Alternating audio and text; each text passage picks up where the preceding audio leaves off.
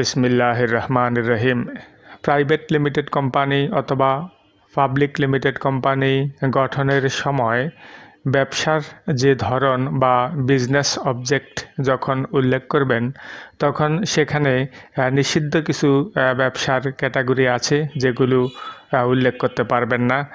যেমন পরিবেশের ভারসাম্য রক্ষাকারী ছোট বড় প্রাণী, যেমন কুমির, ব্যাঙ, সাপ, গিরগিটি, কচ্ছপ, এগুলো উল্লেখ করতে পারবেন না, কারণ এগুলো পরিবেশের ভারসাম্য রক্ষা করে। বাংলাদেশে এগুলো নিয়ে ব্যবসা করা, আমদানি রপ্তানি করা সম্পূর্ণ নিষিদ্ধ। তাই বিজনেস অবজেক্টে এসব নামগুলো দেওয়া যাবে না। তারপর রয়েছে আর্মস বা অস্ত্র, অর্থাৎ আগ্নেয়াস্ত্র, গোলাবারুদ। এগুলো ব্যবসার ধরন হিসেবে কোম্পানিতে লিপিবদ্ধ করা যাবে না।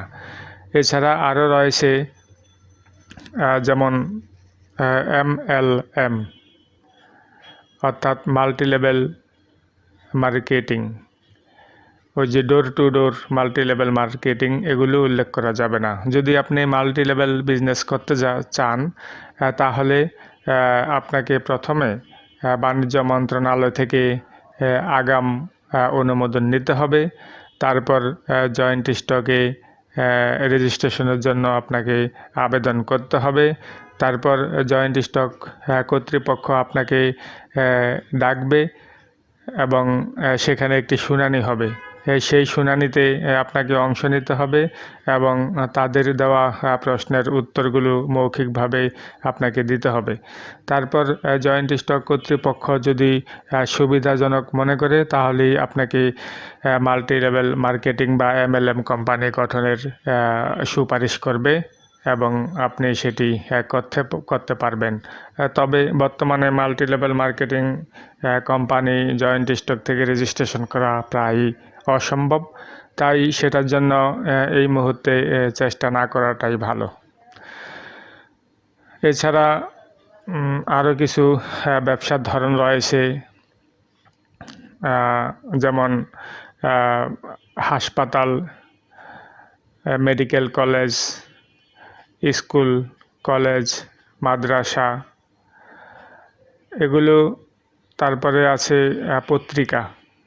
পত্রিকা, যেটা প্রিন্টিং পত্রিকা, রেডিও, টেলিভিশন।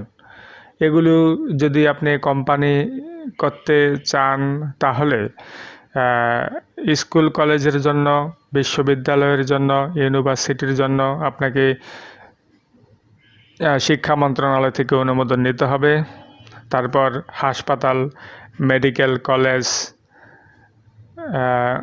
হেলথ কেয়ার, এগুলোর জন্য আপনাকে স্বাস্থ্য মন্ত্রণালয় থেকে অনুমোদন নিতে হবে।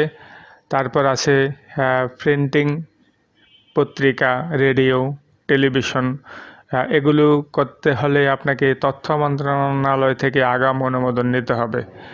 এছাড়া আপনি এগুলো করতে পারবেন না। এছাড়া বাকি যেই ব্যবসা আছে বৈধ, আপনি সেগুলো সবই মেমোরেন্ডামে বা গঠনতন্ত্রে লিপিবদ্ধ করতে পারবেন, কোনো সমস্যা হবে না। ধন্যবাদ সবাইকে।